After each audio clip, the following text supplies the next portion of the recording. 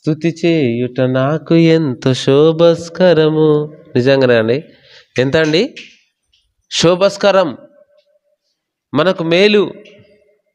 అంటే దేవుణ్ణి ప్రతి విషయంలో మనం చాలా సందర్భాలల్లో దేవుణ్ణి స్తుతించాలనుకుంటే మనం ఏమనుకుంటామంటే, అన్నీ మనకు అవకాశాలు వస్తే, అంత బాగుంటేనే, లేకపోతే అందరూ ఆరోగ్యంగా ఉంటేనే, ఇంకా లేకపోతే ఇల్లు వాకిలి బండి కారు బంగ్లా ఇవన్నీ ఉంటేనే మనం దేవుని స్తుతిస్తామా?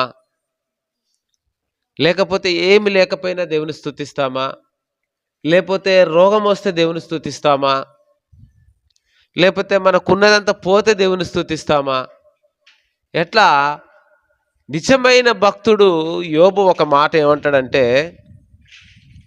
ఒకరోజే తన దగ్గరున్న ఆస్తి అంతా పోగొట్టుకున్నాడండి. ఒకరోజే కుమారులు చనిపోయారు, కుమార్తెలు చనిపోయారు, ఆ ఇల్లు కూలిపోయింది, ఇల్లు అంతా పోయింది, గొడ్లు పోయినాయి, మేకలు పోయినాయి. ఆనాడు ఆస్తులు బిల్డింగులు లేవు, కానీ ఆనాడు ఆస్తులు ఏంటి అంటే గొర్రెల మందలు, హల్లెలూయా, గొడ్ల మందలు, మేకల మందలు, ఇవన్నీ కొన్ని వేలు ఇవన్నీ ఉన్నప్పుడు ఇవన్నీ ఒకే రోజు పోయితే, అప్పుడు యెహోవా ఇచ్చెను, యెహోవా తీసుకొనెను, ఆయన నామమునకే స్తుతి కలుగుగాక. ఆయన ఒక పాట పాడాడు. ఏమనంటే, యెహోవా ఇచ్చెను, యెహోవా తీసుకొని పోయెను, ఆయన నామమునకే మహిమ కలుగును గాక అంటూ మరొక మాట ఏమంటాడంటే, యోబు గ్రంథంలో 1వ అధ్యాయంలో, ఇదిగో నేను నా తల్లి గర్భములో నుండి వచ్చినప్పుడు నేనేమి తీసుకొని రాలేను, వెళ్తున్నప్పుడు ఏం కూడా తీసుకొని పోతామా? నిజంగా చెప్పండి, ఏమైనా తీసుకొని పోయేటోళ్ళు ఎవరన్నా ఒక్కరన్నా చూపించండి. ఇన్ని సంవత్సరాలు ఉన్నారండి, చాలా డబ్బులు సంపాదించాడండి, చాలా భూములు సంపాదించాడండి, కార్లు సంపాదించాడండి, మేడలు మిద్దలు ఇవన్నీ సంపాదించాడు, ఇగో ఒక్కటి తీసుకొని పోతాడు అని అంటే పోగలుగుతామా? ఏమి తీసుకొని పోలేము. అయినా వాటి అందు మనం అన్నిటినీ దేవుడు ఇచ్చినా ఇయ్యకపోయినా మనం ఏం చేయాలంటే తృప్తి కలిగి ఉండాలన్నట. హల్లెలూయా. ఏం చేయాలండి? తృప్తి. ఈ తృప్తి కలగడంలో, తృప్తిగా ఉండడంలో,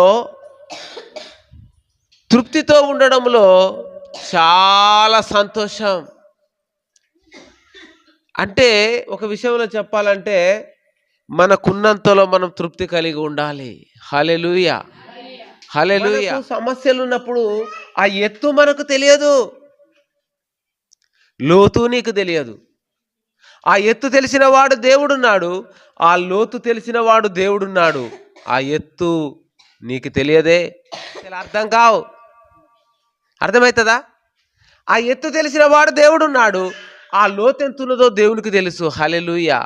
అందుకని నువ్వు సమస్యను పట్టుకొని అయ్యో నాకు ఇంత అయ్యో, అందుకని మనం అనుకుంటున్నమాట అది గింతంతే ఉంటుంది మూరేడంతా, అయ్యో ఏమైపోతుందేమో, అయ్యో నాకేమైపోతుందని నువ్వు బాధపడద్దు. దేవునికి స్తోత్రం. హల్లెలూయా. అయితే మనం కూడా ఈరోజు ఒక దాహము, ఆత్మ ఆ దాహము గురించి ఒక మాటను మనం నేర్చుకుందాము. దాహము కలిగిన వారంగా ఉండాలి. సమరయ స్త్రీ ఉన్నది, ఆమె దాహానికి మధ్యాహ్నం నీళ్ళ కొరకు వచ్చింది, కానీ యేసుప్రభు అక్కడికి వచ్చినాడు. నేనిచ్చు నీళ్లు త్రాగువాడు ఎప్పుడు మరలా తప్పికొనడు. నీ దాహము తీర్చాలి, నీ దాహము తీర్చబడాలి అంటే యేసయ్య దగ్గర ఉన్నటువంటి ఆ జీవజలము, ఆయన నీకిచ్చే దాహము నీ సమస్యలన్నీ తీర్చగలుగుతుంది. హల్లెలూయా.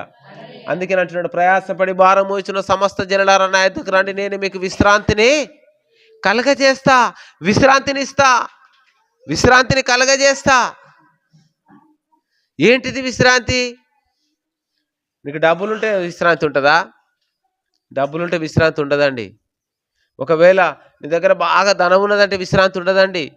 నీ దగ్గర పట్టు వస్త్రాలుంటే నీకు విశ్రాంతి లేదండి.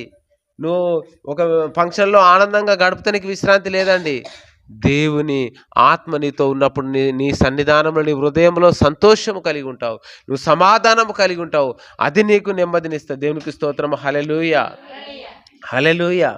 అందుకంటున్నాడు యెషయా గ్రంథము 26:3 అంటాడు, ఎవని మనస్సు నీ మీద తీయకండి, ఇక తీసిన లేట్ అయితే నేను చెప్పుకుంటూ వెళ్ళిపోతా అంట. ఎవని మనస్సు నీ మీద ఆనుకొనునో వానిని ఆయన దృష్టించి ఉన్నాడు. వాడిని దృష్టిస్తా ఉన్నాడంటే ఆయనను చూస్తున్నాడు. మన మనస్సు దేవుని మీద ఆనుకొని ఉండాలట. హల్లెలూయా. ఎవరి మీద ఆనుకొని ఉండాలట?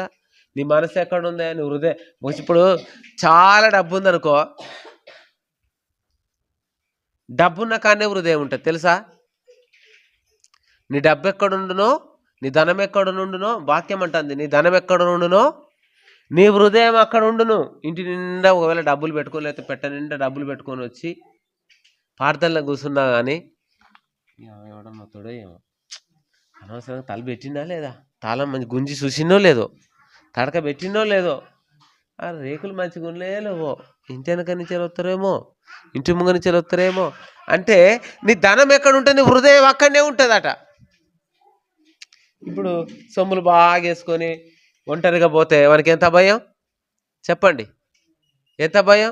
నా దగ్గర ఏం లేదు, నాకేమైనా భయమా?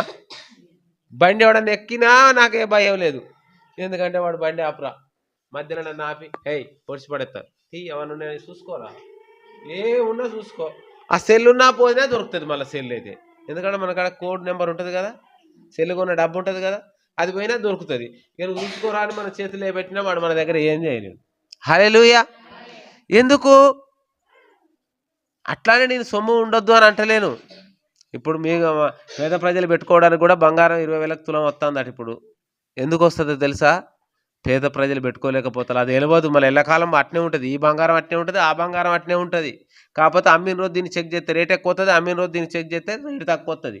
ఎందుకంటే సేమ్ టు సేమ్ బంగారం ఉంటుంది. హల్లెలూయా. అంతే మనం కూడా భక్తులంగా ఉన్నప్పుడు కూడా అంత మెరుతాంటాం. దేవుడు కూడా గోల్డ్ని గోల్డ్గా చేయడు. ఎందుకంటే గోల్డే, గోల్డ్. అందుకే నేను ఒక మాట అంట, సంఘాన్ని కూడా బంగారంతోనే పోలుస్తా అంట. కావాలి దేవుని క్రమ. హల్లెలూయా. అందుకని ఆయన ఆత్మల దాహము తీర్చేవాడు. ఆత్మల దాహాన్ని ఎవరైతే దాహం కొనింటున్నారో, దప్పిగొనిన వారలారా నా యొద్దకు రండి, నా యొద్దకు వచ్చి మీ దాహమును తీర్చుకొనుడి. హల్లెలూయా. మీకు ఒక దాహమున్నది, ఆ దప్పిక మీరు నా దగ్గర తీర్చుకోండి. ఎందుకంటే నేనిచ్చు నీళ్ళు త్రాగువాడెప్పుడును మరలా దప్పికొనడు. వేరే దాహము నీకు కాదు. ఆయన దాహం ఏంటంటే సత్యం అనే దాహము. సామెతల గ్రంథం 23:23 అంటాడు, ఆ సత్యం అనే దాహముతో మనం ఉండాలి. దేవునికి స్తోత్రం. హల్లెలూయా.